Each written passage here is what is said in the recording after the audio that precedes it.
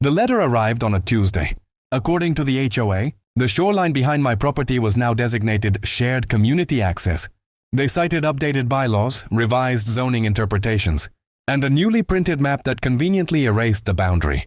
My deed had shown for 22 years. There was only one problem. I owned that shoreline, not just the sand, not just the dock, the intake system beneath it.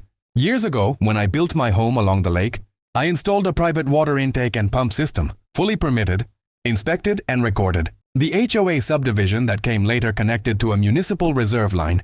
But during drought seasons, they relied heavily on secondary feeds. One of those feeds ran through infrastructure buried along my shoreline. The board assumed access to the shore meant access to everything attached to it. They were wrong. Instead of arguing at meetings, I requested written clarification. Were they formally claiming ownership of the shoreline parcel recorded under my deed? They replied yes. That answer mattered, because if they believed the shoreline was theirs, then the infrastructure legally tied to my parcel could not simultaneously serve them. Without formal easement agreements, my attorney filed a boundary affirmation and notified the county of the dispute. At the same time, I scheduled routine maintenance on my intake system. Routine, documented, lawful. The next morning, every tap in the HOA clubhouse sputtered. I didn't sabotage anything. I didn't damage a line. I simply deactivated my privately owned intake pump pending legal clarification of property rights.